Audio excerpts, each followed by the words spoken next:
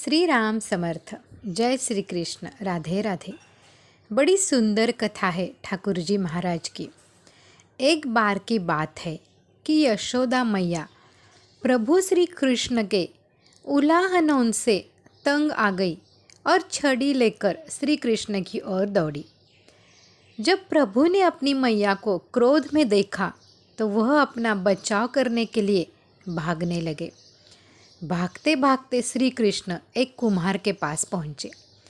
कुम्हार तो अपनी मिट्टी के घड़े बनाने में व्यस्त था, लेकिन जैसे ही कुम्हार ने श्री कृष्ण को देखा तो वह बहुत प्रसन्न हुआ। कुम्हार जानता था कि श्री कृष्ण साक्षात परमेश्वर है। तब प्रभु ने कुम्हार से कहा कि कुम्हार जी, आज मेरी मैया मुझ पर बहुत क्रोधित है। मैया छड़ी लेकर मेरे पीछे आ रही है। भैया, मुझे कहीं छुपा लो।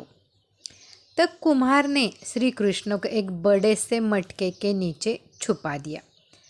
कुछ ही क्षणों में मैया यशोदा भी वहाँ आ गई और कुम्हार से पूछने लगी, क्यों रे कुम्हार, तूने मेरे कन्हैया को कहीं देखा है क्या? कुम्हार ने कह दिया, नहीं मैया, मैंने कन्हैया को नहीं देखा। श्री कृष्ण ये सब बातें बड़े से घड़े के नीचे छुपकर सुन रहे थे। मैया तो वहाँ से चली गई। अब ठाकुर जी महाराज कुम्हार से कहते हैं, कुम्हार जी, यदि मैया चली गई हो तो मुझे इस घड़े से बाहर निकालो। कुम्हार बोला, ऐसे नहीं प्रभु जी, पहले मुझे 84 लाख यानी योनियों के बंधन से मुक्त करने का वचन दो।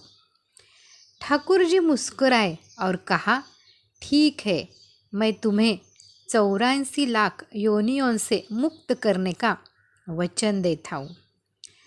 अब तो मुझे बाहर निकाल दो। कुम्हार कहने लगे, मुझे अकेले नहीं प्रभु, मेरे परिवार के सभी लोगों को भी 84 लाख योनियों के बंधन से मुक्त करने का वचन दोगे तो मैं आपको इस घड़े से बाहर निकालूंगा। ठाकुर जी कहते हैं, चलो ठीक है, उनको भी 84 लाख योनियों के बंधन से मुक्त होने का मैं वचन देता हूँ। अब तो मुझे इस घड़े से बाहर निकाल दो।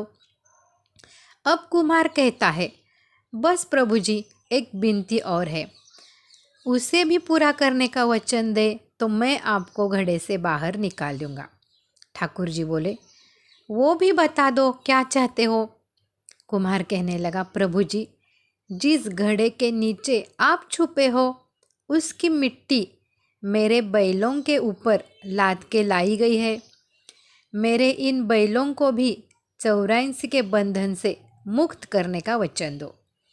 ठाकुर जी ने कुम्हार के प्रेम पर प्रसन्न होकर उन बैलों को भी मुक्त करने का वचन दिया। ठाकुर जी बोले, अब तो तुम्हारी सब इच्छा पूरी हो गई, अब तो मुझे घड़े से बाहर निकाल दो। तब कुम्हार कहता है, अभी नहीं भगवान, बस एक अंतिम इच्छा और है, उसे भी पूरा कर दीजिए। और वो ये है, जो भी प्राणी हम दोनों के बीच के इस संवाद को सुनेगा उसे भी आप लाख योनियों के बंधन से मुक्त करोगे। बस ये वचन दे दो तो मैं आपको इस घड़े से बाहर निकाल दूंगा। कुम्हार की प्रेम भरी बातों को सुनकर ठाकुर जी महाराज बड़े प्रसन्न हुए और कुम्हार की इस इच्छा को भी पूरा करने का वचन दिया। फिर कुम्हार ने बाल श्री कृष्ण को घड़े से बाहर निकाल दिया। उनके चरणों में साष्टांग प्रणाम किया, प्रभु जी के चरण धोए और चरणामृत पिया। अपनी पूरी झोपड़ी में चरणामृत का छिड़काव किया और प्रभु जी के गले लगकर इतना रोए कि प्रभु में ही विलीन हो गए। जरा सोच करके देखिए, जो बाल श्री कृष्ण 7 कोस लंबे चौड़े गोवर्धन पर्वत को अपनी अंगुली पर उठा सकते हैं, तो क्या वो एक घड़ा नहीं उठा सकते थे? लेकिन बिना प्रेम रिझे नहीं नटवर नंद किशोर, पल में चित चुराए वो नटखट माखन चोर। कोई इतने भी यज्ञ करे, अनुष्ठान करे, कितना भी दान करे, चाहे कितने भी भक्ति करे, लेकिन जब तक आपके दिल में प्राणी के लिए दुख दर्द नहीं तो प्रभु श्री कान्हा जी की भक्ति और उनका दर्शन नहीं हो सकता। हे नाथ, हे मेरे नाथ, आप बहुत ही कृपालु हो। जय श्री कृष्ण। राधे राधे। श्री राम जय राम जय जय राम।